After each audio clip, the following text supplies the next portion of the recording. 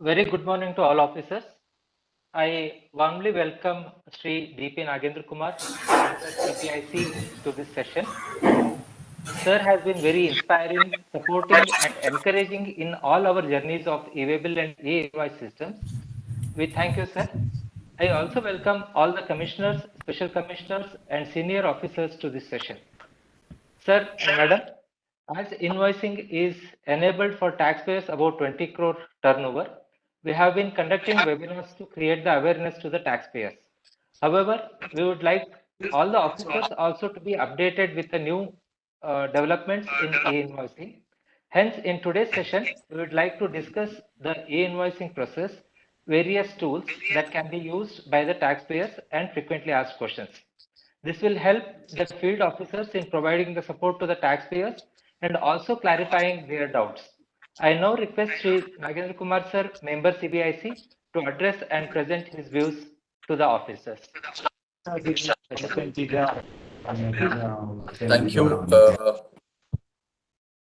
Actually, as section 3.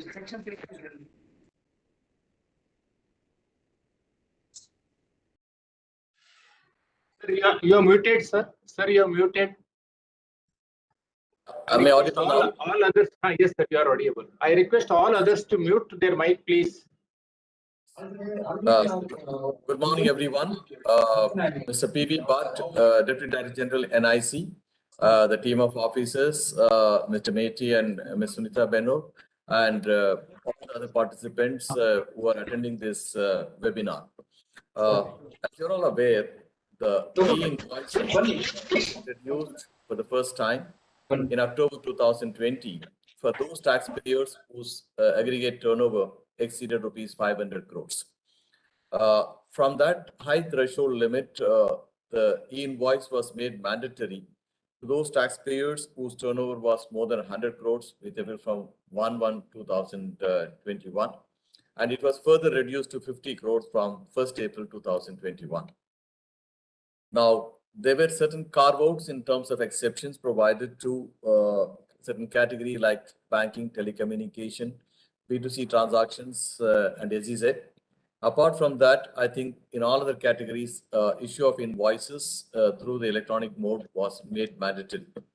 Now, looking back into this important regulatory requirement, we also look at the introduction of e-invoice as a facilitation for backward linkages to the businesses who are otherwise assessed to GST and complying with the GST regulation in terms of filing GSTR1 and 3B returns.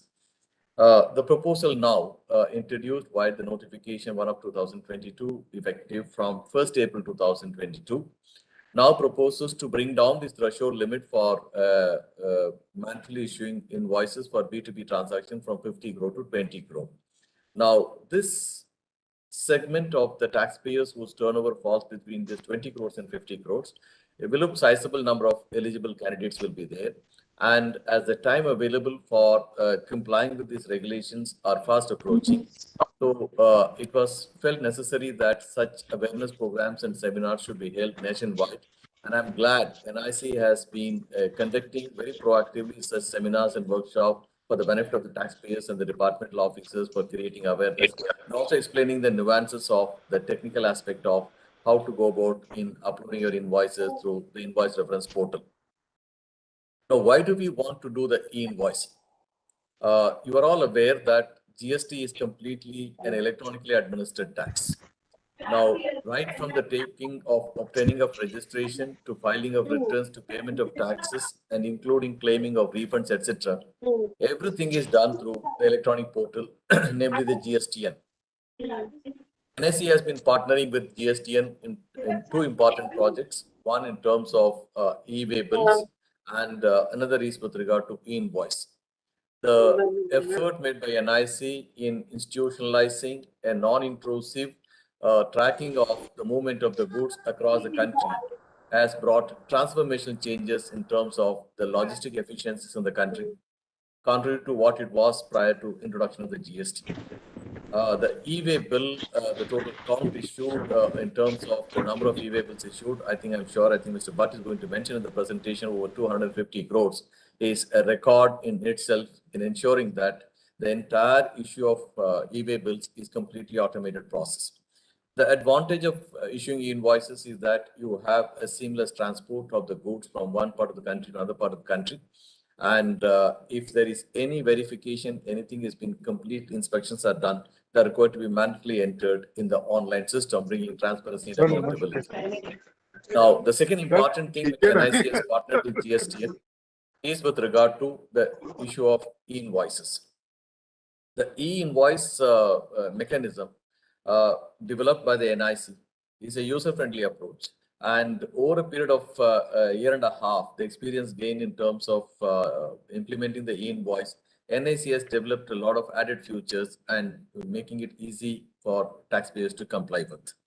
Now, e-invoice is going to immensely benefit the taxpayers in terms of auto-populating the data with regard to their outward supply, not only for the purpose of filing the GSTR 3B or GSTR 1, but also ensuring that you could use the e-invoice for your own payment and accounting transaction purposes. As on today, we are looking at only a B2B transaction. And the decision to introduce a QR code for a B2C transactions has still not been completely implemented. But going forward, I think we look upon all the businesses who come into the fold of e-invoice to ensure that the entire transaction trails are secured in an electronic platform, and you avoid committing any mistakes in data entry and reconciliation errors. Now, 20 crore to 50 crore would require a lot of effort on the part of tax administration, both at the central and the state level, in handholding the taxpayers into this important transformation. I would look forward to the continued support of the tax administration, both at the central and the state level. So also our technology partner, NIC, the center headed by Mr. P.V. Bhatt, the Bangalore Center of the NIC, has a very competent and dedicated team who has worked with these two cutting-edge projects, which are of course operated through the GSTN portal, to take it forward to everyone. With these introductory remarks, I pass on to Mr. P.V. Bhatt for making his introductory remarks. Thank you everyone for participating in today's webinar. I see more than about 1,000 people have, 1,000 participants have already logged in to this webinar. Participation in this webinar would greatly benefit and immensely increase your knowledge and awareness as to how this process could be easily followed. And notwithstanding these webinars and the reach out programs, what the government at the center and state is doing, NIC has also come out with a lot of links in terms of explaining the nuances of the e-invoicing process. You can also peruse those videos, educational videos, and also the link given by the NIC to update your thing. And least but not the last, should you have any difficulties, you can always approach the GST Seva Kendras operated by both the Commercial Tax Department of the respective state governments and also the CBIC GST Seva Kendras across the country for any queries and doubts. With this, I think let me congratulate once again NIC team for organizing this workshop and all this benefit of the taxpayers. Thank you, Mr. Bhatt and the team. Thank you. Thank you very much, sir. Thank you very much for the inaugural speech and setting the platform for the discussions going forward. And you have been always encouraging us for all our endeavors. So we hope we are meeting your requirement as well as we continue whatever we have been doing with your guidance. Now I request P.V. Bhatt sir to make a presentation on highlights and the basics of e-invoice. Bhatt sir. Thank you, Suresh. Good morning to all. I would like to thank DP Nagendra Kumar sir for taking his time out and coming back and joining us and inaugurating this session. In fact, this webinar series, what we are conducting from last 1 week, is because of his initiative and his kind of thought process through which we have started doing. This is the second webinar we are conducting. Last week, we had one webinar with the state government, Karnataka and CBSE, where more than 1,000 people of the taxpayer had joined. Today, we started with the state GST officer, but I am seeing the central GST officers also have joined. No problem. Already more than 1,000 people are there in the session. Tomorrow, we are having for again one more for the central GST officers, where all the central GST officer will be covered and explain about that. Idea for covering the state and central GST officer is to understand the whole e-invoicing system, because you are very near to the taxpayer, and the taxpayer will find it more comfortable to reach you and try to get the clarification cleared from you. So on that ground, we thought you are the backbone of the whole system, whether for the policy maker or the taxpayer, you are the middle where you are taking about all these things. We thought we'll educate you and take it further. Tomorrow we are having one more. And one more point I thought I will tell you, 25th, that is on Friday morning, 11 o'clock, we are having a webinar for taxpayers. That is the second webinar for the taxpayer. I request you to inform all your taxpayer who are coming under 20 to 50 crore tax bracket, even otherwise also those who are above 50 crore who are not doing, you can tell them to attend this webinar and understand the complete detail about the e-invoicing system. What is applicable, what is not applicable, how they have to take it further, what are the tools available, everything will be explained, so that your interaction or details will help them to understand. And also we have given the reports in the portal where you can come to know for your range or your field office how many taxpayers are eligible and how many are generating and who are not generating. So you can take that report. I will cover those reports also in the slides, in a coming slide, so that you can educate, and immediately next 1 or 2 days you can call all the taxpayer and tell them that 25th there is a one webinar. Ask them to join that webinar so that they will also get educated and they will also start complying to the requirement of the department. So with this background, I'll start with the e-invoicing presentation now. Next slide, please. So as you know, NIC is a national, NIC is a government organization. We are supporting all the government department in building up the digital systems. And with the taxation department, indirect taxation, we have associated very long period. In fact, we have built the custom system, which is running for last 30 years, 35 years, and VAT and professional tax, state tax systems we have built for the state departments and in various states, and it is now they are not there, but they have been designed and developed by NIC. And from 4 years back, we started the e-way bill project as per the request of the GST Council, and we have built and successfully running that for last 4 years. And now we are entering and doing on the e-invoicing system. So this is running for last 1.5 years smoothly, and it is taking care about the requirement. Now we are adding the new taxpayer into the this regime. Next slide. So now I'll just cover up about the e-way bill system, as already Nagendra Kumar sir has told about the e-way bill system. So next slide. So as you all know, this month beginning we have reached 2.5 billion. That is 250 crore e-way bill generation from the portal in less than 4 years. That itself is a great achievement, I can say. And also you can see for last 4 years we are continuously running the system 24/7, and absolutely system is running very smoothly. And you can see first year we have generated 55 crore, then we went to 62 crore. During the pandemic also 62 crore e-way bills have been generated. In between there was a down also. In spite of that also is happened. Current year already, that is on 17th of March, 74 crore e-way bills have been generated. We are expecting another 3-4 crore in a coming 15 days, so that it will reach almost 78 crore e-way bills in the current year. That itself shows how the economy is performing and how the people are complying with the requirement. And this is resulted in one nation, one tax, one market, and it is added with one e-way bill. As you know, previously multiple e-way bill people used to generate state-wise. Now that has been taken away. One e-way bill is taking care about the whole nation requirement. Faster movement of goods. This is also one of the achievements which the e-way bill has done. That is around 30% of the time has been saved for the logistic companies or a transporter for movement of goods. Thanks to GST Council and all the GST department, because the checkposts have been removed and the one e-way bill has been introduced. Then this also has helped in increasing the tax compliance. As you know, if the people have not filed R3B for 2 months, we are blocking the e-way bill generation.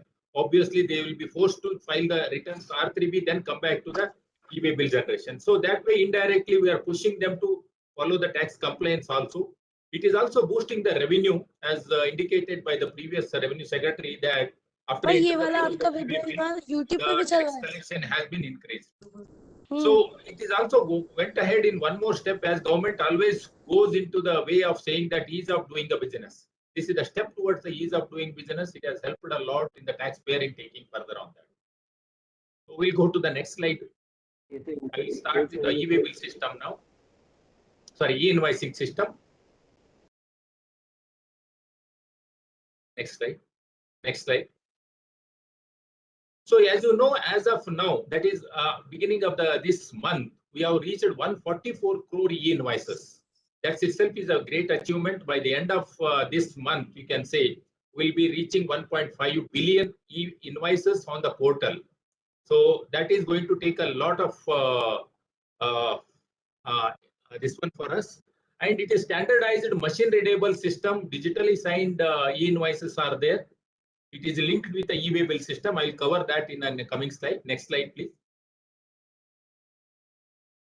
So you can see that every month for last 18 months, the system is running very smoothly. Started with 5.7 crore e-invoices. Now February, it has reached a 9 crore e-invoices. This month, we are expecting a 10 crore. Easily it will reach. And highest e-way bill generated per day was a 48 lakhs. That itself is a great thing. That was in September 30th of 2021 last year. And as you know, the e-way bill introduction has gone into the 4 stages now. E-invoice. So that is started in October 2020. Now February 2022, we are going ahead with the 20 to 50 crore taxpayers. This 144 crore e-invoices have been generated by 1.48 lakh suppliers, and that is going into the 75 lakh recipient. So this itself shows that 75 lakhs recipients input tax is easily available because it has been generated by the supplier on the portal, and we can ensure that it is linked with the R1 so that automatically R2B will have all these details.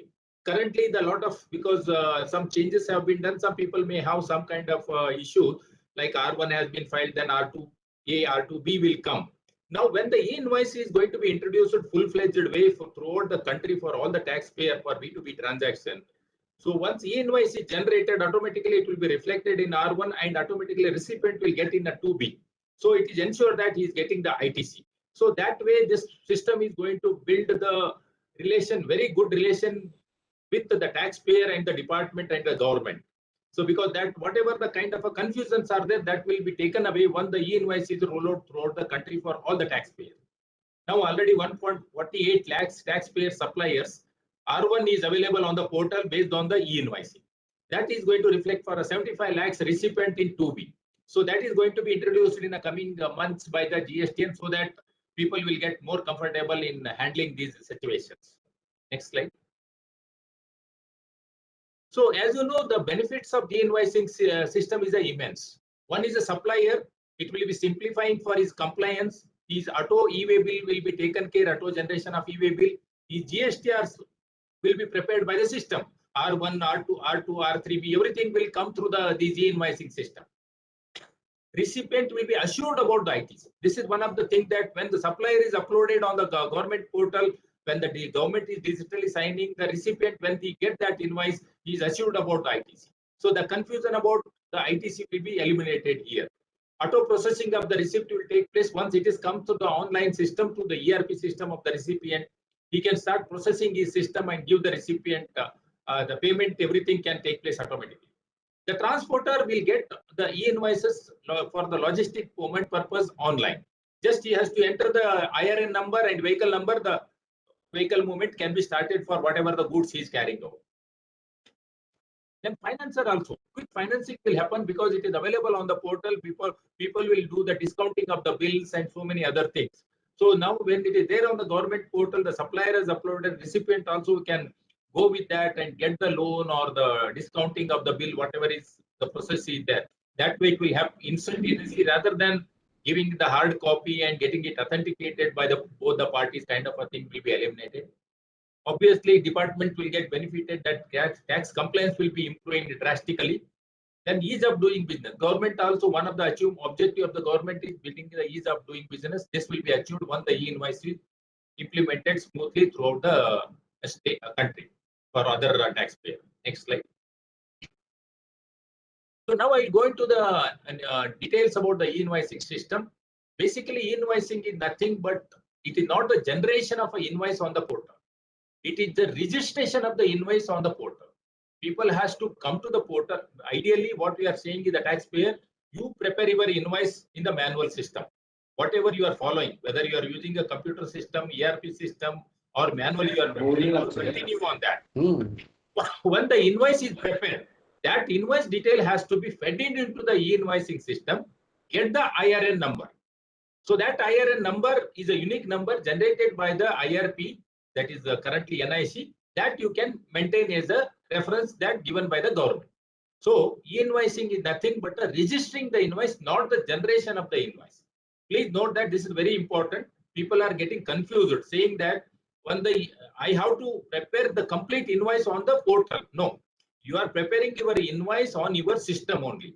That is your ERP system or your computer system or your manual process. Whatever you are carrying out, you will continue on that. Whatever the tax rate has to be decided, you will decide that. What is the tax component, discount, everything you will decide on your manual process or the current process. Subsequently, as per the protocol, you have to send those information to the e-invoice portal to register that I am issuing this invoice to this party. That's what we are indicating to the portal. Portal will give an acknowledgement to that. That acknowledgement is called as a IRN number. So that is the process involved for e-invoicing. And currently NIC is the only IRP available for the e-invoicing. And invoice detail has to be submitted to the IRP only. And basic validation will be taken care there when you submit the e-invoice on the portal. And it will generate the unique IRN number, it will give the acknowledgement number, date, and also its signed copy of the invoice will be given back. That is, government system will say that, yes, this invoice has been issued by this supplier. Government will sign, digitally sign and give back to the supplier also or other party also. And also it will provide a QR code. QR code is nothing but which has to be taken the QR code and it should be printed on the invoice which is being issued to the parties. That QR code is important to authenticate that it has been generated from the e-invoice system. So tomorrow through mobile you can read that QR code and authenticate that yes, this is the invoice issued by the e-invoicing system. Next slide, please. Now eligibility criteria from April 1st, 2022, it is going to be made mandatory for 20 crore and above. Before that, already we have done for a 50 crore and other things. Now, this eligibility is decided based on the turnover of the taxpayer. Now, the question comes how the turnover has been taken. It is the annual aggregate turnover of the taxpayer. What it indicates is if one taxpayer is having one PAN number and if he is having a multiple GSTN throughout the country, let's say, take one example of the Tata Steel. Tata Steel is having one GSTN in the Jamshedpur, Bombay, Delhi, Karnataka, Tamil Nadu, every place. They are having a one PAN, but they are having a different GSTN. Now, all the GSTN together, their sales will be consolidated and turnover will be taken into consideration. So, it is not an individual GSTN's turnover, it is the complete PAN's turnover. So, the PAN's turnover will be taken, then based on that aggregate annual turnover will be defined. If it is crosses 20 crore, then he is eligible for the e-invoicing. So some taxpayer may approach you saying that my GSTN is only having a 10 crore. But that taxpayer may have his office in other states, or he is having a company, or maybe a company or the partner or something. He is having in other state also. Then that state's turnover also will be added and considered for the invoicing. So PAN based it has been identified. So as we have already told, we have gone into the phased manner. Now fourth phase is going to start from April 1st. Next slide. So now applicability. Who are the people who are going to generate the e-invoices? Government will notify the taxpayer who are eligible to generate the invoice time to time through the notification. As you know, the new notifications are being issued. Currently, we are expecting the taxpayer to generate the e-invoice only for B2B and export transaction. B2B and export transaction only are applicable for a e-invoice generation. Then again, document type. Which are the document type they can generate? They can generate for a tax invoice, credit note, and debit note. These are the three documents for which we are expecting the taxpayer to generate the invoice, e-invoicing. tax invoices, credit note and debit. As of now, October 1st onward, whatever the invoice they have issued, they can generate the e-invoice for that. October 1st, 2020. Before that, if any invoice is there, that is not being considered. Next slide, please. Okay. Now, these are the people are not applicable for the e-invoice generation. One is as per the government notification, it is very clearly said banking sector, insurance sectors, or financial institutes are exempted for e-invoice generation. Like maybe a cooperative sector is there, cooperative banking is there, something maybe there in your area, or the big banks are there. They have been exempted for the e-invoice generation. Good transport companies, whatever the goods transportation they are doing, all those agencies have been exempted for e-invoice generation. Passenger transport agencies who are move the transport like luxury buses and whatever the buses are there, those people also has been exempted from the e-invoice generation. Multiplex cinemas have been exempted from the e-invoicing. Government department, local authorities have been exempted. SEZ units have been exempted. ISD units have been exempted. Composition taxpayers have been exempted. And most important is B2B, B2C transactions are not considered for the e-invoicing purpose. If the taxpayer is generating B2B, B2C export, then he has to generate e-invoice only for B2B and export transaction. B2C transactions are not applicable for a e-invoicing. So now 20 to 50 crore taxpayer who are there, most of them may be dealing with a B2C transaction. Under that circumstances, they are not supposed to generate the e-invoice. But however, they issue one B2B transaction in a month, then they have to go into the portal, generate the e-invoice for that. So please note, B2B, B2C is not applicable. B2B is required, and export transactions are to be applicable for the e-invoicing. Next slide. Okay, finding eligibility and so if I want to, there is an option available in the e-invoice portal. I have given here e-invoice.gst.gov.in.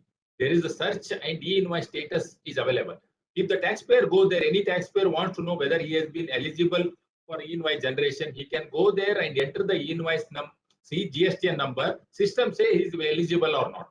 So based on that, he has to decide to start generating e-invoice or not.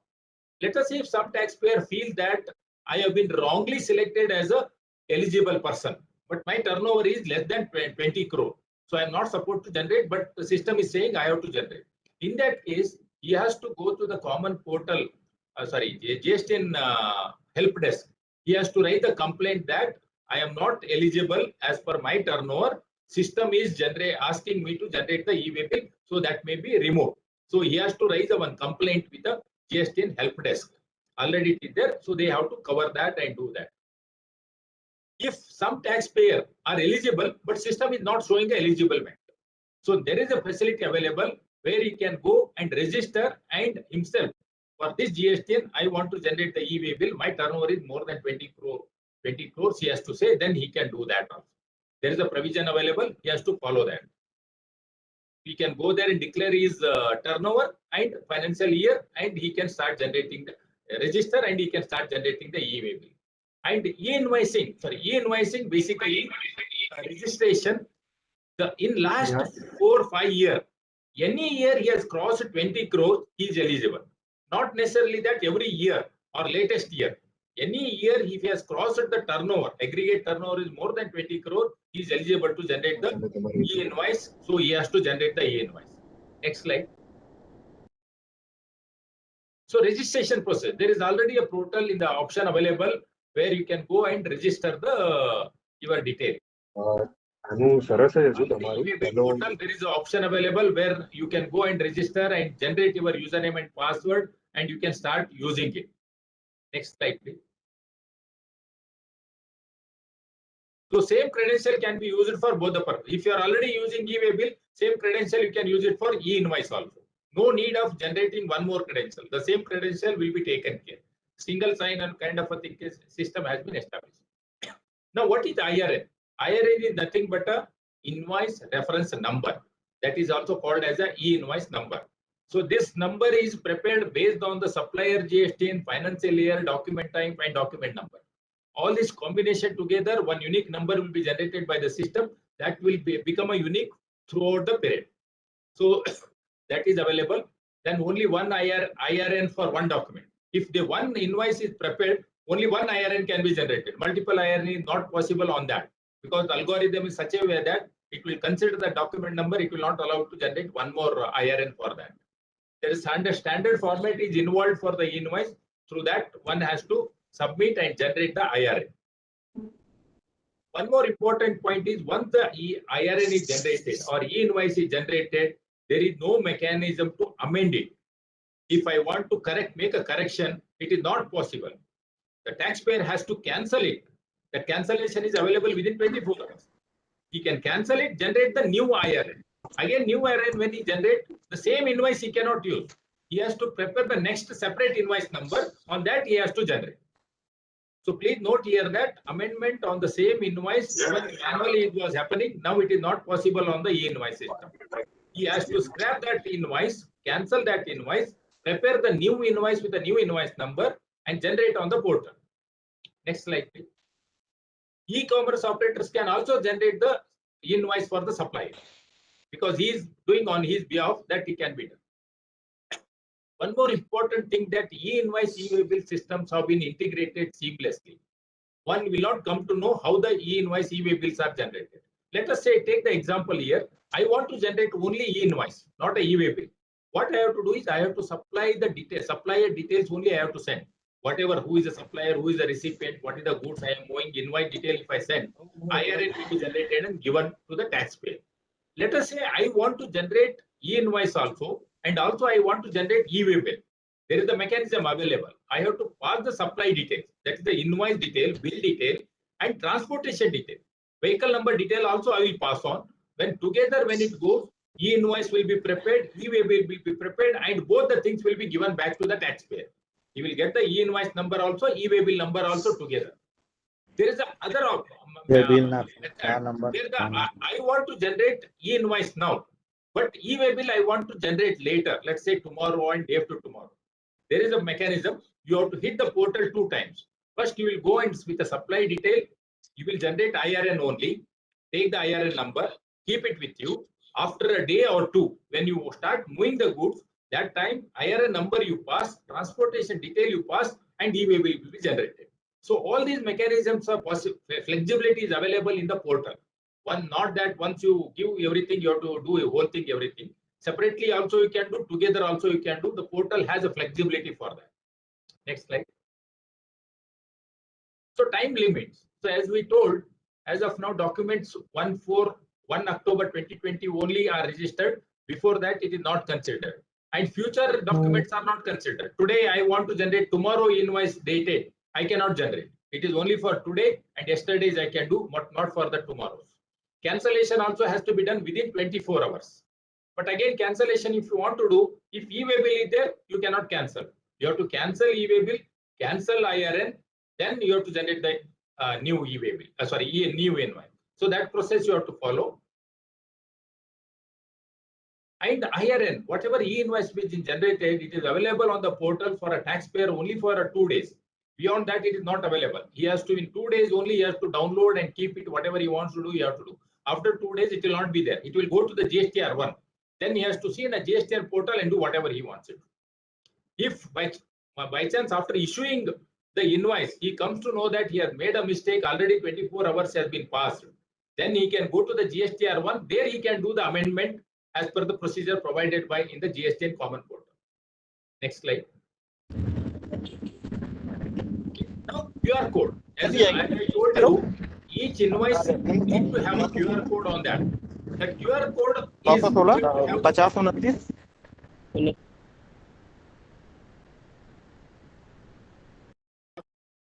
QR code are going to have the following details. Like, for example, it is going to have a supplier GSTN, recipient GSTN, all the things are clubbed and prepared the 1 2-dimensional barcode, and it will be printed on the invoice. This QR code is required on all the invoice which is going to be issued to the taxpayers. Next slide. Okay, printing of invoice.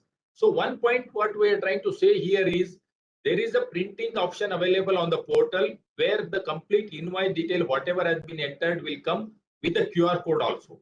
It is not that taxpayer has to follow that. He can generate the invoice on his system, and he can print the QR code as defined there. So both the options are available. It is not that one has to take down the e-invoice, printing of the invoice from the e-invoice portal. He can do himself on his system also. So that is what we are trying to say here. QR code is a mandatory on the invoice, but IRA number and other thing, if we don't print also is okay. But QR code is required on the e-invoice. Next slide. So we have provided some validation when the information is fed into the system. It will take care about some basic mathematical accounting policies or value validation it will do, and GST validation also will do, whether he's a supplier recipient is a taxpayer or not, whether GST is exist or not, HSN code is right or not, all those validation it will do. So once it is validated, then the data will be taken and it will be processed, the IRA number will be generated and given to the taxpayer. Next slide, please. So this is the portal where it is available on the e-invoice one portal. One can go there. Lot of helps are there. FAQs are there. Tools are there. Videos are there. Taxpayer can go there and learn everything there only. He need not have to keep on asking here and there. Once he go there, everything he will come to know, and he can do all the things on the portal itself. That much information is available on the portal. Next slide. There is one app also available. The app can be downloaded from the portal. If I am the recipient, I want to ensure that my supplier has given me the invoice is registered on the invoice or not, e-invoicing system. So I can download an app, I can read the QR code, system will tell that whether it has been registered there or the content is correct or not. So that app can be used by the taxpayer for the verification of the invoice. Even he can pass the complete e-invoice the file and he can get it verified. This app can be used by the taxpayer wherever it is required. Now I am coming back to the couple of important slides, then I will hand it over to my colleague. One is how the people can generate the e-invoice from the portal. There are a different mechanism. System to system integration is one mechanism where taxpayer can use it. For example, I am using the ERP system. I am having a well-established ERP system. Then API is one concept is called application programming interface. That API he can take and interface with our portal through the GSPs. You know the GST Suvidha providers are there, around 60-70 people are there. So those through them they can connect, or some ERPs we have already enabled, like a Tally and other people. So they can also use through them and come to that. Otherwise, if they are having the big taxpayer who they have given him the ERP solution, through them also they can do this activity. Next slide. Generally, 20 to 50 crore are a small taxpayer. They may not be interested to go for API-based interface, server-to-server interface. But to overcome that challenge, we have given the simple mechanisms or simple tools we have given. One is a Japan. We call it as a it is a browser-based tool using which one can generate the complete invoice, prepare the invoice on the portal and generate and get the e-invoice number. Mobile app is also available. He can use the mobile app. Then offline Excel-based tool is also available. That the completely he can offline he can do. Then he can prepare the file, upload and do that kind of a thing. Finally, the bulk entry Excel-based tool is also there. That also you can use. They are all simple user-friendly tools. These tools will be explained by my colleague now in a detail, so you can for your understanding. So once you understand, though, you will be able to position to communicate to the taxpayer. Next slide. So now I request my colleague Sunita Bennor to explain the she's a senior technical director handling the e-invoice and e-way bill project. He will explain about these tools now. Over to Sunita. Thank you, sir. Good morning to all the officers. As sir said, when we started with e-invoicing, a major thrust was on the API integration that for the large taxpayers, so they could connect their ERP systems or exchange from their system to the e-invoice system directly. But going down the line, as the threshold has decreased, that is now there are 20 crore taxpayers with 20 crore turnover, maybe their invoices could be less, and there is no necessity for them to go to ERP, through API integration or integrate their ERP system. Instead, they can use some simple tools that are available. So these tools will help them in readily entering all the invoices and just uploading into the invoice portal. So the first such tool is JEPON. So JEPON stands for GST e-Invoice Preparing and Printing Tool. So this is a browser-based online user-friendly tool. So here, why we say browser-based is because as you open the browser and you try to log into the system, into this JEPON system, see, you could be using some browsers like Chrome or Edge or Mozilla, etc. So when you open this and you enter the invoices, this data will be stored also, that is one copy of this data will be stored on the browser. So as like when you submit the invoice to the invoice portal, the invoice will be there in the portal as well as in the local browser, that is in your local system. So it will act as a repository of all the invoices that have been generated. So the taxpayer can use this particular information for his further any other requirements. So that is the main point, that it is a browser-based and online system. Data is stored in the browser. Now, how does he access this particular system? Using the web credentials. That is, as in when the taxpayer wants to generate the e-way bill, he goes into the e-way bill portal using his login and password. The same credentials can be used in the e-invoice portal also. And along with these two, he can use the same credentials in the JEPON system also. So the credentials hold good for e-way bill, e-invoice portal as well as JEPON system. And another feature of this JEPON is it can be downloaded onto a mobile. That is, once he registers to download this particular application on the mobile, he can operate the system from his mobile only. And one more feature is it can be used in offline mode. So there may be situations when the internet connectivity is not there or it has gone. In that case, the taxpayer can still enter the invoice details into this application and store it. And when the net connectivity is resumed, he can generate the e-invoice or the IRN. The system has all the validations. That is, whenever he enters the details of the invoice, the validations get verified, like whether the calculations or whatever information is trying to enter, the system checks for the correctness of this. The system has all the functionalities of e-invoice system, such as generate e-invoice, cancel invoice, and generate e-way bill. This is how the JEPON portal looks like. You can see here, there is a help. In this help, there is a video for the taxpayer to understand how to, go into the system and how to generate the invoices. And also here, on the right side, you can see he has to enter his username and password. And whatever feedback he has about this system, he can even enter into the e-invoice portal. On entering of the username and password, he has to, his OTP will be verified. OTP will be sent to his mobile number, to his registered mobile number, and will be verified. So this is the welcome screen, that he sees after he enters into the JEPON system. So there is a simple dashboard indicating how many invoices he has generated and how many are pending. That is, he has entered the details, but he has still not submitted, and how many recipients or products have been entered into this system.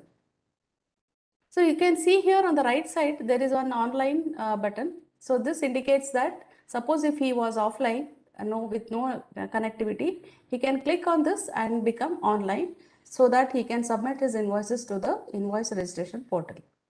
So there is here a button, create invoice, which will help him to enter all the invoice details. On the left side, you can see a number of menu options like reports on pending invoices, generated invoices, and he can even do a e-way bill or generate e-way bill by using the IRN number, and or cancel the IRN which he has generated. And there are other options like creating masters, for his recipients and products. That is like frequently used recipient details can be stored as in one time in this system. And just on entering few characters of the recipient name or the customer name, the details will be auto-populated. So he need not enter the details every time he generates the invoice. Similarly, the products, if he is dealing with many products, he can make a master of all those entries with all the tax rate, product name, and etc. So this way, when he tries to enter this particular item in the invoice, all the details, including the HSN code, tax rate, all these details will get auto-populated, and he can just enter the quantity and generate the invoice. So there is another option, that is the backup and restore, which I will be telling in detail. So now we come to the profile. So as I said, as he logs into the system, his details like the GSTN, legal name, trade name are all auto-populated.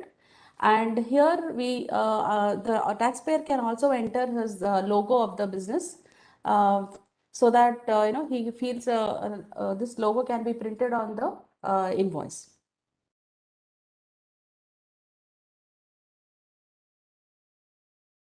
So this is a masters of the recipients. We have entered some few recipients here, you can see. So now we come to the creation of invoice. So here the taxpayer has to select the document details. That is, he has to select whether it is a B2B, SEZ, export or deemed export. There are 4 types. And also whether IGST on intrastate is applicable, that can be indicated here. And whether this particular invoice incurs reverse charge, that can be selected here. And the document type, as already sir explained, that 3 types of documents can be entered, that is tax invoice, debit note or credit note. So accordingly, the taxpayer can select one of this. Then the document number, such as the invoice number or the document date, will be entered by the taxpayer. So now we come to the recipient details. You can see here, just by entering few characters, the details get auto-populated from the master. The taxpayer has to choose the transaction type. Here there are 4 options: regular, bill from, ship to, and combination. That is, if there is any difference in the address, that is the dispatch address and the ship to address, the taxpayer accordingly can select one of the transaction types. So this is a place of supply, which indicates whether the invoice is going to be an interstate or intrastate, and he will select the place of supply, that is the state. Now we come to the adding products in the invoice. The taxpayer can select one of the product from the master. The details are auto-populated. He will enter the quantity and the taxable value will be shown here. You can see the taxpayer can see the tax rate also available. Then the tax values will be calculated. The taxpayer can also enter the other charges for this particular item and continue. So here you can see this is the to create the total values. All the totals of the values will be shown here, and the round of value or the grand total will be shown.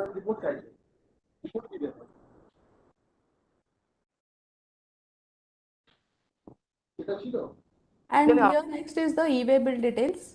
The e-way bill is not mandatory. In case he wants to generate the e-way bill along with this invoice, he can enter the details like the vehicle number and the mode of transport, etc.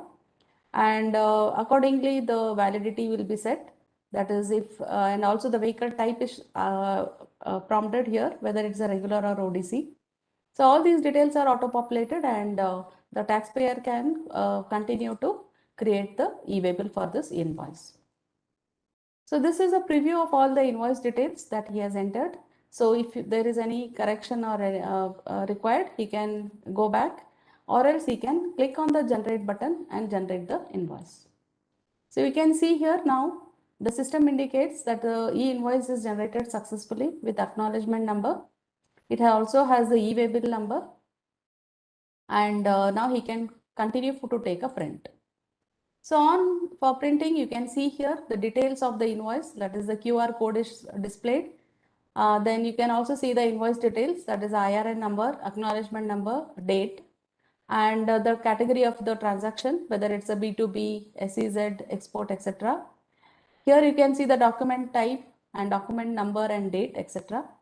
Then who is the supplier and who is the buyer, those details are shown here, and also the item details are indicated. And down you can see the e-waybill details that is generated along with this invoice. This e-sign indicates this is the invoice is digitally signed by the NIC invoice registration portal.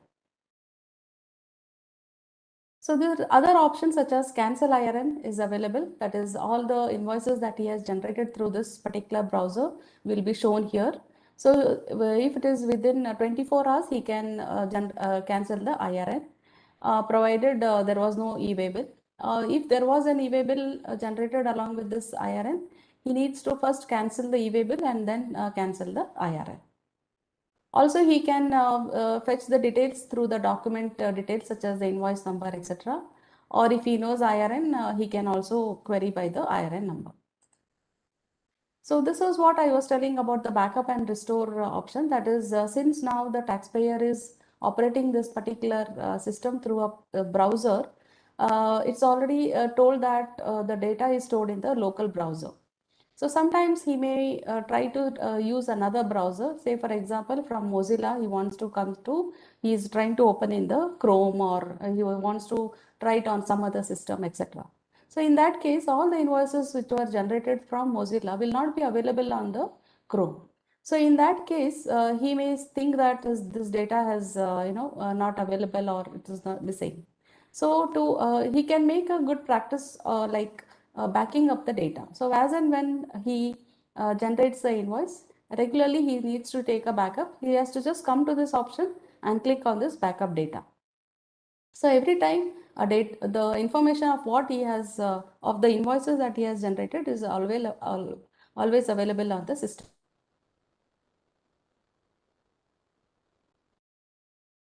System, he can copy that file, that is the JSON file that is being created, and restore it onto any browser or into any system. So this was about the JEP online system. Now we come to another system called the JEP offline. So this is a Excel based tool.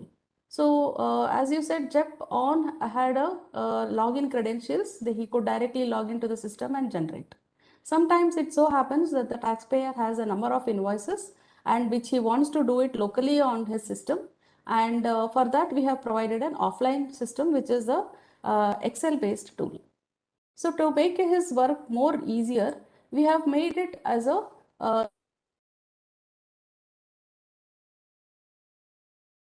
will be entering the details. So here we are saying that invoices are entered using user-friendly forms. Data is stored in the Excel sheet. All the data is there in the Excel sheet as in when he generates the invoice. Then built-in validations are there. A few validations are there, not all. Then masters can be created. As we did for JEP1 system, masters for recipients and products were created. Similarly, masters can be created for the offline tool also. A data file, once entering of all the invoices, the data file can be prepared on the Excel tool, and then that can be uploaded onto the invoice registration portal. And another added feature is the payments. That is, most of the times the taxpayer would want to know what was the payment made by his customer against that invoice. So that information can also be recorded into this tool. So this will help him to understand what was the balances from this particular customers. So this is how the Excel based tool looks like. So this is very user friendly, and you can see here how many invoices are being entered, or how many are pending, and how many invoices have been generated. So there are options available on the left hand side, that is the new invoice, pending, import QR code, etc. I will go through these one by one. So this is the profile, that is, since we said that it's an offline tool, the details of the supplier will not be there in this particular tool. So the supplier or the taxpayer who is using this tool, he has to enter all his details like his GSTN, trade name, address, then which state he belongs to, what is his PIN code, phone number, etc. So once these details are saved, then this is only one time. So next time when he goes to enter it, he need not enter the supplier details. Only the recipient details will suffice for generation of invoice. So you can see here, this is the masters for the recipients. Similarly, as we created the recipient masters, here you can enter all your frequently transacted customers details, that is his GSTIN address and his location, etc., and save in the master. So similarly, products also can be entered in the masters. You can see there are columns for entering the product description, whether it is a service, whether it is what is the HSN code, and what is a unit, and what is the unit price and rate. So with this information, whenever he tries to enter the item details, the details will get auto-populated. So this is how an invoice looks like. You can see there are drop downs for the category, that is whether it's a B2B, SEZ, etc. Whether it incurs reverse charge, document type and document number. And you can see the recipient details can be given here. And the transaction, he can indicate whether it is IGST on intra, what is the transaction type. And he can go proceed to enter all the items. So item details will be entered here and the total item value also will be calculated. So if there is any change, he can edit this and save the item details. So on entering of item details, you can see the details like total and other things are shown here. What is the tax value? Then you can also see the other charges can be entered, discount can be entered, and round off value can be entered. Similarly, here down, the payment details can be entered against this particular invoice. The taxpayer can also enter the e-way bill details in this particular invoice.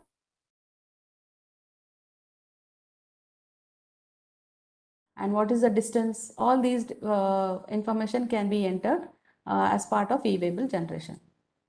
So this is a preview of the invoice. So if this information is correct, he can confirm on this and save it into the Excel sheet.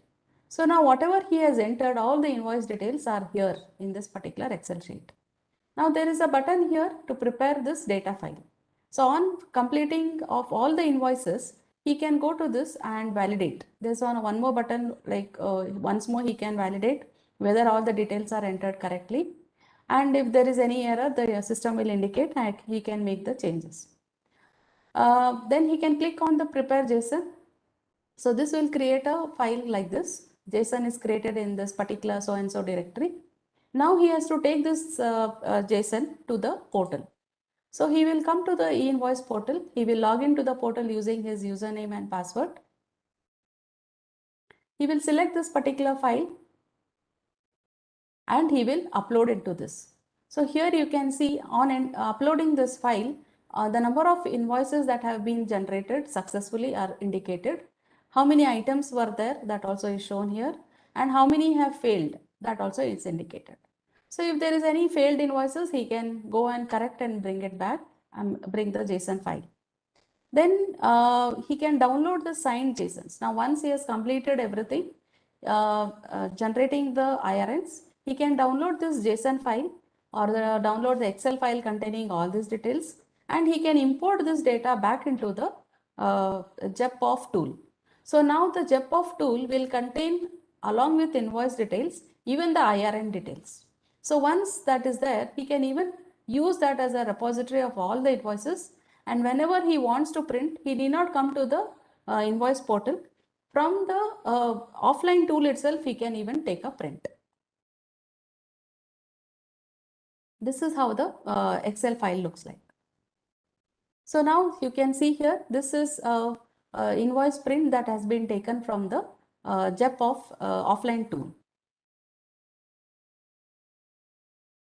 The next thing is even payments. So as and when he receives the payment against the invoices, that can be updated to have the latest balances from the customer.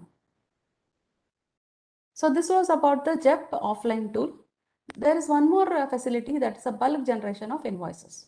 So here, what happens is sometimes a taxpayer is having a number of invoices that are being generated from his system and which are also available in the Excel sheet. So if he wants, he can copy these such invoice details onto this tool. So here, this is a tool wherein the data can be entered in a column-wise format. So this is, you can see here, okay, I'll just come to this. There are 4 categories of such bulk invoice generation tools. Format A is a simple format tool wherein the taxpayer who is having a single item, he can enter such details using this tool. So he will just enter all the document details and the recipient details, item details in one sheet, and he will generate the JSON file and he can upload. There is another format wherein the taxpayer may be having multiple items. So in that case, he can enter these items in a separate sheet. So there are 2 sheets, one sheet for entering the document details and one for the item details.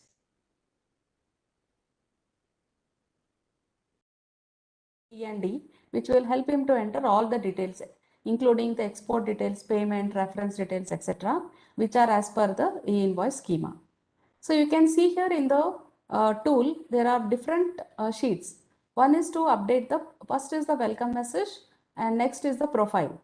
So as I said, this is since this is also an offline tool, he needs to update his profile. That is what is his GSTIN and what is his address, etc. We'll come to this profile here. You can see here the seller GSTIN details are entered, and also there are some questions available for him so that he can customize his worksheet. So sometimes the taxpayer may not have reverse charges at all. So in that case, showing this particular column in the Excel sheet will only confuse him. So instead of that, he can make this particular column visible, not visible. So if he says he is not having any reverse charges, then this column itself will not be available in the sheet. Similarly, if he does not deal with e-commerce GST, that if he does not have any free quantities, so with all such things, he can customize his Excel sheet and have only the required columns for his business. So this is how this tool looks like, which has all the column-wise format, and he can enter all these details. And there is a option to, this is another sheet if he has many items. So this is the second, I have selected the format B, wherein there are 2 sheets, one is for the invoice and one is for the items. So if it was format A, this sheet wouldn't be available, only one sheet he will enter the document details as well as the item details. So with all this information, he can proceed to generate the e-invoice.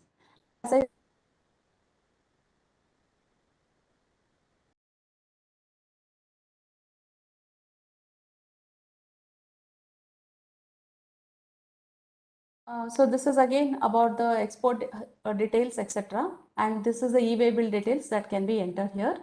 And while validating, if he encounters any errors, those errors will be shown here.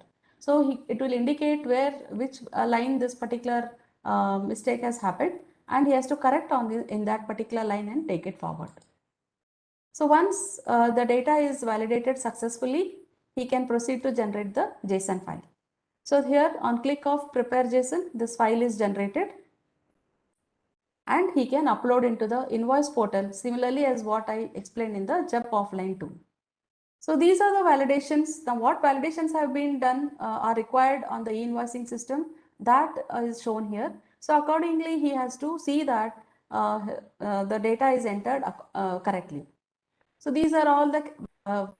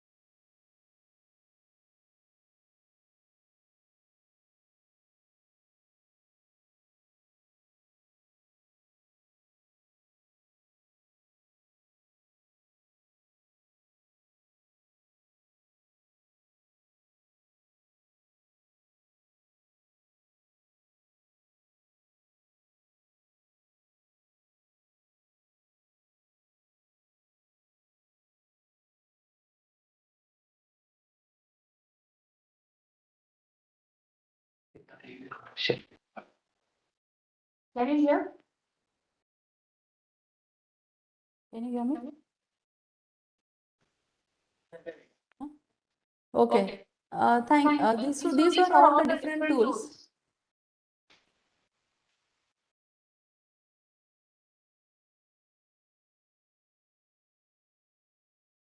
These are all the different tools that were available in the e-invoicing system. These tools will help the taxpayers to enter all the invoices in a simple way, and they need not go for API integration. So we can stress the taxpayers to use these tools and get ready for e-invoicing. Thank you. Now we'll have a look at some of the frequently asked questions. Of course, all these things are covered during the presentation, but as a recap, we'll just go through some of these frequently asked questions which are asked by the taxpayers, and you also will be able to help them whenever they approach you asking these simple and frequently asked questions. And meantime, officers are requested to put their questions other than whatever has been covered. If something is not clear, you can put your questions in the chat box. So at the end of this frequently asked questions, we will take up those questions which are put in the chat box. So let us just try to see some of these questions quickly. One is, how do I know whether I am supposed to register invoice or not? So the taxpayer can go to the e-invoice portal, e-invoice1.gst.go.in. There in the menu, they can click on search, and under that there is e-invoice status of taxpayer. So here they can enter their GSTIN and find out whether they have been identified to generate the e-invoice or not. So which turnover is considered for eligibility of taxpayer for registering the invoices? So if the turnover has crossed the minimum threshold as specified the government through notifications in any of the financial year since GST came into force. So since 17, in any of the years, if they have crossed 20 crore, now they are eligible to generate the IRNs from 1st April 2022. So this may further go down as and when the government notifies new turnover threshold. My turnover is more than 20 crores, but my status shows I am not eligible for e-invoice. How can I enable myself? So the taxpayer can go to the e-invoice portal again, and there in the menu they can choose registration, and under that there is an option called as e-invoice enablement. Here they can provide their GSTIN, they can enter their registered mobile number and email, and they have to specify for which year they have crossed the threshold and what is their turnover. Through this process, they can self-enable themselves for generating the IRNs. So is e-invoice voluntary? That is, can entities with aggregate turnover less than 20 crore allowed to generate e-invoices from IRP if they want to do so? No. Registration of invoice is not voluntary. It has to be done as per the government notification. Only those taxpayers who are eligible as per the notification are supposed to register their invoices on the IRP. I am one of IST, SEZ, TDS or UNI. Am I supposed to register my invoices on IRP? No. These type of registrations are exempted for registration of the invoices. They are not allowed to register their invoices on the IRP. My turnover is less than the threshold announced by government, or my business type is exempted from e-invoice, but the portal shows my business is enabled for e-invoice. How can I get it disabled? Actually, the list of taxpayers who are supposed to register their invoices has been given to IRP from the GSTN based on the returns filed by them in the previous years. So in case there is any such issue, they are supposed to approach the self-help portal of GST Common Portal for this case. Can I integrate my system through API with e-invoice system? So if your turnover is less than 500 crore, we are not giving the direct access to the API integration. So you can approach the GSP or ERPs, or those taxpayers who are having turnover more than 500 crores and they already have taken the direct integration with the IRP. Through them, they can connect their system through APIs. What are the modes of invoice registration for taxpayers with turnover less than 500 crores? As we have just seen, there are various tools available for different purposes. For example, online tool is there, offline tool where single entry is possible, or bulk tool where multiple invoices data can be copied and pasted, and in one go you will be able to generate multiple IRNs. So there are various tools available, and all the help about these tools, like how to download, how to use, all the help material is available in the e-invoice portal itself under help section. There are documents, there are videos, there are presentations. The taxpayers can make use of those articles and material to understand how to use each one of these tools. Is there a facility to enter one invoice detail at a time to register the invoice? Yes, as you have seen through the presentation just now, using the JEPOF or JEPON or mobile application, the taxpayers will be able to enter one by one invoice and generate.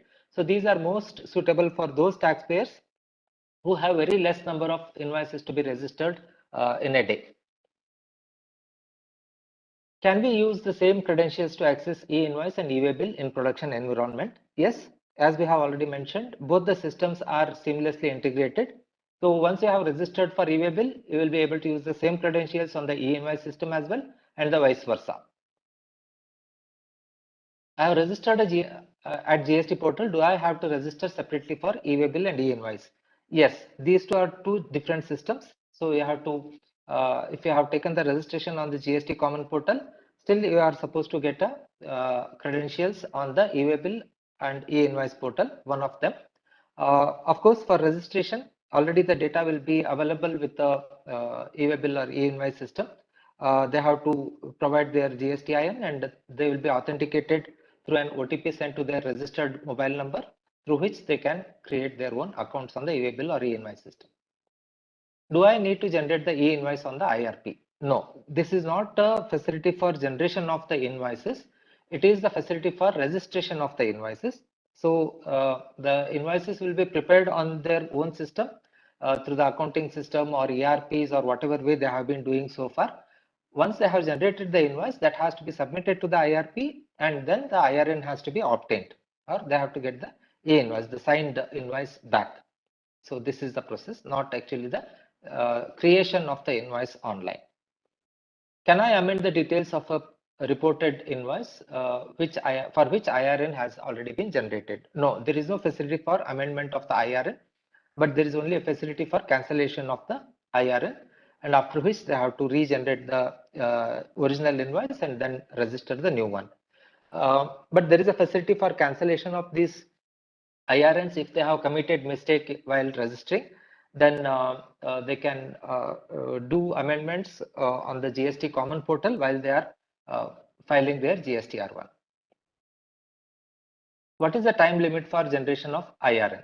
So initially it was restricted for within 24 hours of generation of the invoice. They were supposed to register the invoice, but subsequently this has been removed, and now only those documents which are generated after 1st October 2020 can be registered on the IRP, and subsequently it may be restricted to the documents of the current financial year only.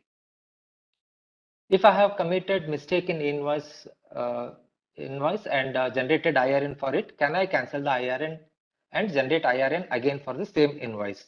No, the document number cannot be reused even if the IRN is cancelled. So the original invoice itself has to be cancelled, and a new invoice has to be created in their local system, and then that new invoice has to be registered. What are the time limits for cancelling the e-invoice, and how long the e-invoices are available at IRP for download? The e-invoices can be cancelled within 24 hours of generation.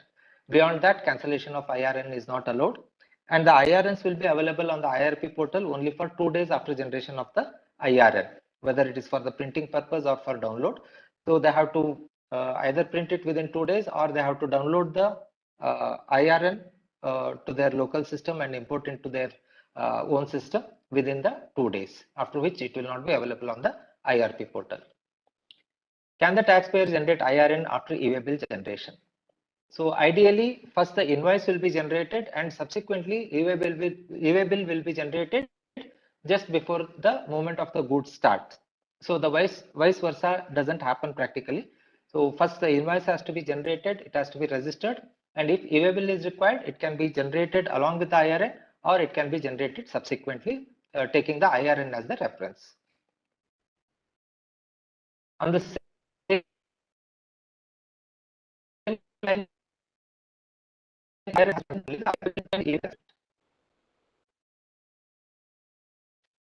has to be cancelled. If the e-waybill has to be generated for the invoice, but the transportation details are not available at the time of invoice generation, then how to generate the e-waybill? So either part A slip can be generated along with the IRN, and to which transportation details can be updated later and a valid e-waybill can be generated, or an IRN can be generated first, and and taking the IRN as the reference, the e-waybills can be generated uh, by referring the IRN as a reference. When an IRN is cancelled, whether the associated e-waybill also gets automatically cancelled? No, it's a two-step process.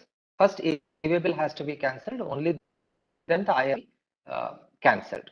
And in case the e-waybill is verified by the officer, then the e-waybill system will not allow the taxpayer to cancel their e-waybill. In that case, they will not be able to even cancel the IRN as well. Do I need to print e-invoice as provided in the portal, or can I have my own format for invoice? On the portal, we have only given a quick and simple way of printing the invoices along with the IRN and QR code. The taxpayers need not depend on this particular format of invoice. Anyway, once they have registered their IRN, they are getting back the signed invoice details, so which they have to import into their own system, and this data they can make use to print the invoices in their own format, but only requirement is they have to print the QR code on their invoice. Do I need to print QR code on the invoice? If so, what shall be its size and location on the invoice copy? While returning IRN, the IRP is also giving an IRN number, acknowledgement number, and date. Whether these also need to be printed while issuing invoice.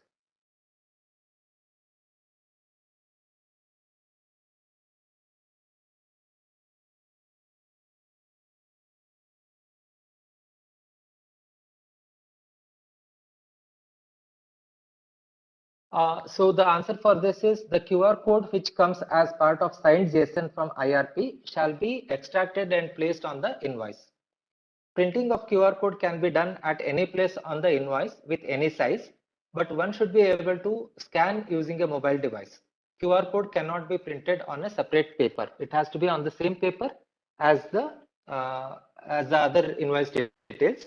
And printing of IRN number, acknowledgement number, or date given by the IRP are optional fields which are not mandatory to be printed on the invoice. So the actually IRN is a 64 character string. It is very difficult to refer to the IRN. That's the reason we are also generating a acknowledgement number, which is quite small and which can be very easily referred. This number can be used for any other reference purpose, which can be stored in your local, taxpayers local database. Whether B2C invoices can be reported to IRP for generation of IRN? No. B2C invoices are not allowed for registration on the IRP. Can e-commerce entities generate e-invoices on behalf of the sellers on their platforms? Yes. Those taxpayers who have taken the registration as TCS, they are allowed to register the invoices on behalf of the suppliers on the IRP. Who has to generate reverse charge mechanism invoices? So wherever a reverse charge is applicable, the supplier only has to register the invoices. The recipient cannot register the invoices on the IRP. And if the RCMs are for B2C, as it is, the B2C invoices are not allowed on the IRP. In case of breakdown of internet connectivity in certain areas, will there be any relaxation for the requirement to obtain the IRN? So this will be notified by the government as and when such situation arises. In the current schema, there is no provision to report details of supplies not covered under GST. For example, a hotel wants to give single invoice for a B2B supply where the supply includes food and beverages which are leviable under GST and alcoholic beverages which are outside GST. In such cases, separate invoices have to be generated, one for GST and other for non-GST, and only the GST invoice has to be registered on the IRP. And so far, all the taxpayers have been following this particular practice. TCS of income tax is not part of the invoice schema. Is it not required to be displayed in e-invoice? If so, how to pass these values? In the current schema or the specification of invoice parameters, the TDS, TCS, etc. are not part of it. So as of now, it has to be entered as other charges. Similarly, there are other charges like amortization, etc., and they have to be handled by using the other charges or the discount field, so under which they have to put those values. What is the maximum number of line items which can be reported in an e-invoice? So as of now, 1000 items can be entered per invoice on the portal. And for the API, we have a separate API which takes more than 1000 items as well. But they can generate the invoices with such a large number of items, but it may hinder the performance. It may delay the response of getting the IRN. In case of credit note and debit note, is there any validation with respect to referred invoice number? No, we are not verifying the existence or validity of the original invoice number while registering the credit notes or debit notes. How are the interstate and intrastate transactions identified? So a transaction is identified as intrastate or interstate based on the supplier's state code and the state code supplied as part of place of supply.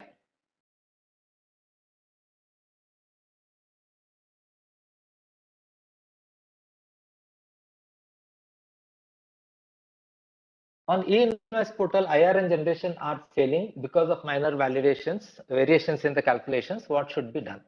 So initially we had put very stringent validations for the calculations, but subsequently we have relaxed and added some tolerance for these validations to take care of rounding off and other variations in the calculations. So these were the frequently asked questions that we usually come across, and they have been used here as a recap of what we have seen so far. Now let us go to live questions. If you have any live questions, you can, if you have already put on in the chat box, we'll take up those things and we'll try to answer. Yes, Suresh, we can go through the chart, whatever they have given. And I request people to put it in a chart, their questions, so that we can take up. So let me take, why is attending the same? Okay. The one question is there from Lokare, whether taxpayer need to generate e-invoice if he has a 90% non-GST supplies with B2B and B2C invoices and 10% GST liable supplies with B2C. Yes, if his turnover is more than 20 crore, irrespective of what supplies he is doing, he has to generate e-invoice, but e-invoice should be limited only for the GST supplies, not for the non-GST supplies. What is the rationale behind leaving out SEZ unit? Yes, SEZ units are basically supplying outside the state. So they are not supplying within the state. If any things they are doing within the state, then it is required. That will come through the customs. They are not in our purview. They have been considered as the outside the country area. So anything they are issuing, they are going out from the country. By chance, if they are supplying to our taxpayer, then it will come through the customs authority. Anyway, their invoices are available in the process. So that's why government has left out the SEZ unit for the e-invoice.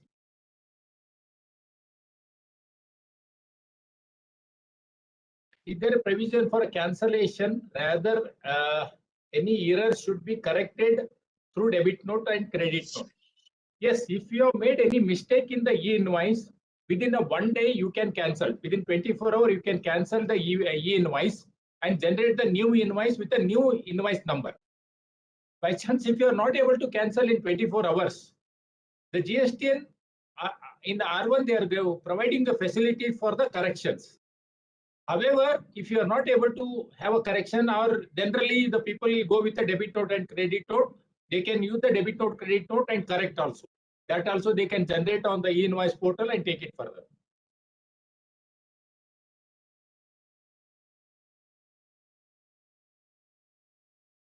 What is trans document number? The trans document number is nothing but a transporter document number. It is available in the it is required for an e-way bill when the e-way bill is being moved to the railways or the ship or the air cargo, or even in the road transport. If transporter number is there, transporter document number, it is a transporter document number that can be entered there. How can I manage document number?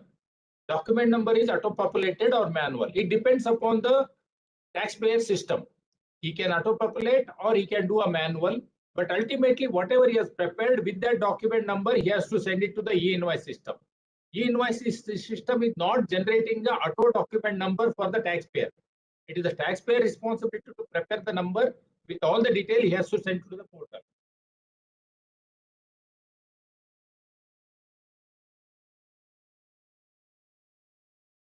My turnover is just given how much it is 1.9 19 okay 19 crores. 19 crores liable to no if it is less than 20 crore you are not liable to generate the e-invoice and it will not be enabled also. If it is more than 20 crore then only he has to generate. This is the 20 crore is defined based on the R3B. Whatever the supplies he has done in R3B, all together will be considered for all the GST for that PAN. Then it will be decided whether that taxpayer is eligible for the e-invoice generation or not. Currently, penalty provisions are not there. Ideally speaking, the ITC is not supposed to be provided if e-invoice number is not there. The penalty provision and that detail will be issued shortly by the GST Council. Penalty provision is not there currently again. Next, e-invoice generating e-way bill still required in case where the e-invoice is already generated. Can the e-invoice be used in place of e-way bill? No. E-invoice is for a different purpose. E-invoice is registering the transaction detail on the portal. E-way bill is for the movement of the goods. So both are a different purpose. Both are required as per the requirement. In case of service sector, e-invoice is sufficient. The goods are not moving. E-way bill is not required. So e-way bill is required wherever the 50 crore above the transaction is there. So what for e-way bill it is further it is simplified. Just enter the IRN number, vehicle number, and e-way bill will be generated. So that way further it is simplified after introduction of the e-invoice. But however, e-way bill is required as of now. For those taxpayers who are unable for registration for e-invoicing, does MIS take into account the aggregate turnover on all India basis on the same PAN? Because we do not have any MIS for such a conclusion. Yes, the MIS of the GSTN system, because whatever the 20 crore above we have enabled on e-invoice system, this data we have received from the GSTN common portal. GSTN authority have gone through the R3B of all the taxpayer, wherever R3B is for any of the year, aggregate turnover of all India basis for that PAN they have taken, and wherever it has crossed 20 crore, those GSTN or those PAN they have supplied to us. For them, we have enabled for the e-invoicing system. So it is all over India basis for the same PAN aggregate turnover has been taken. That MIS is not available with me also. It is available with the GST when they are providing that data.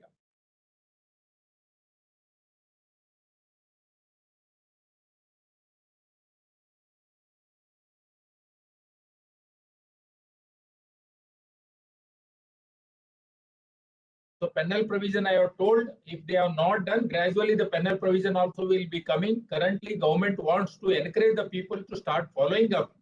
Then penal provision will come. Yes, cancelled invoices also will be made available for the officers. Whatever purpose you want to use, you can use that. How do I access the MIS report as referred earlier in this webinar for the names of the dealer who are eligible? These MIS reports are available for a nodal officer. Nodal officer has supposed to supply to all the field level officers. So you can get it from your nodal officers and you can follow it up accordingly. There is already office code is mentioned in that report. Based on that, you can see and follow it up.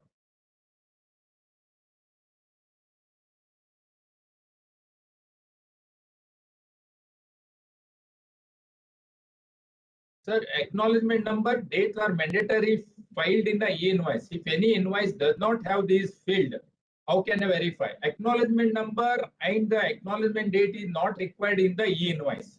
The rule very clearly said only QR code is required. So IRN number is also not required. QR code is there. I have to verify through the app. Then I should know that it has been generated from the e-waybill portal. How do I access MIS report? Already I have told. What about the petrol pump having turnover more than 20 crore, which includes some GST supplies? As I told you, 20 crore above any supplier, if he is doing the GST supply to the B2B transaction, then e-invoice is required. Non-GST, e-invoice is not required. But turnover will be taken together, including GST, non-GST.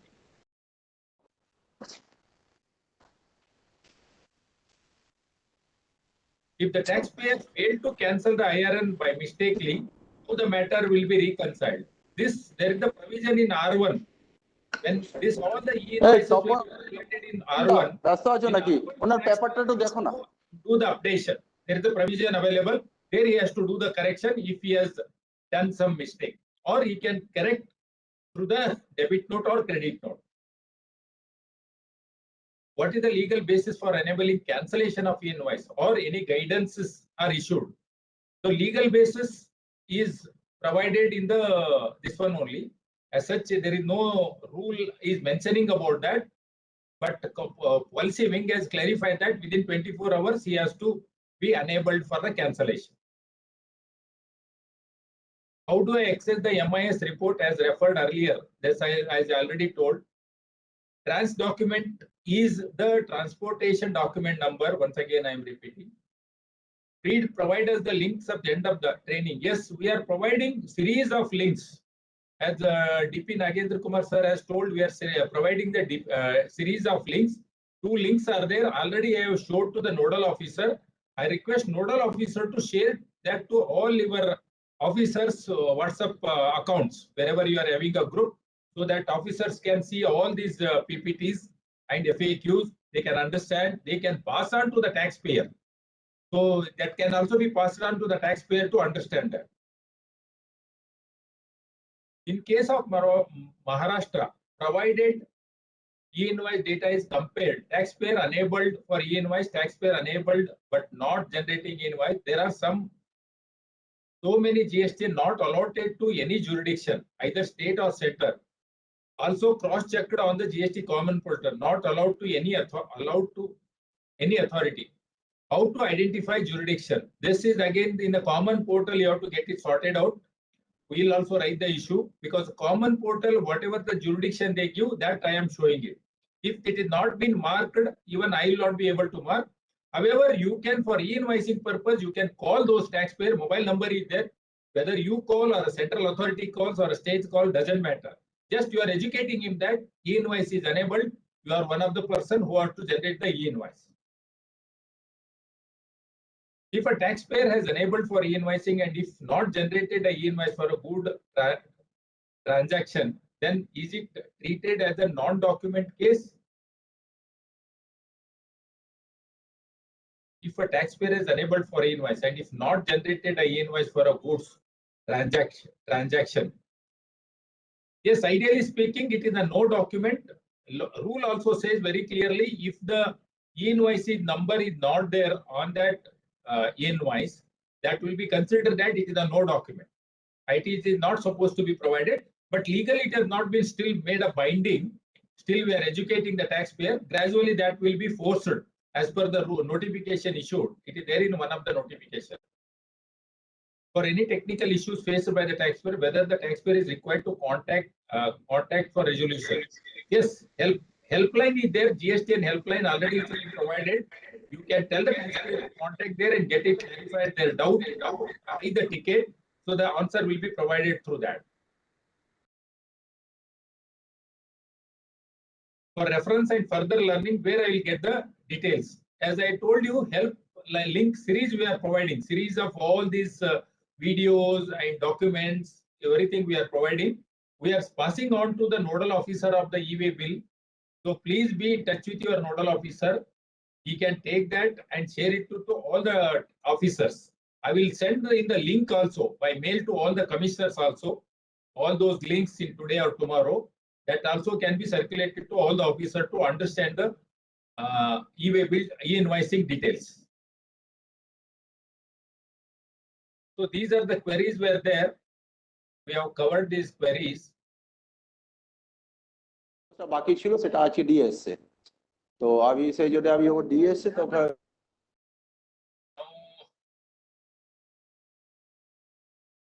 I don't think DPN sir is not there, Suresh. So again, I am requesting all the officers, please be, we are having 25th one webinar for the taxpayers. Please tell all your taxpayers to join that webinar and understand the tax e-way bill, e-invoicing details. Suresh, it is over to you now. Thank you, sir. Thank you very much. Now we have come to the end of this fruitful session. I hope officers have gained enough knowledge to address the queries from the taxpayers and follow with the taxpayers who are eligible for e-invoice. Now we are coming to the end of this session, and I request Sunita madam to give a vote of thanks. Sunita madam. Thank you, Suresh. On behalf of NIC, I thank all the commissioners and all senior officers for their participation in this webinar. I hope this session has benefited all the officers in understanding the nuances of e-invoicing system. With all your continued support, we hope in making the e-invoice system a great success. The PPT will be shared to all the nodal officers. Thank you. Thank you very much. Thank you, sir. Thank you, sir. Yes, sir. Sir, thank you, sir. Thank you, sir.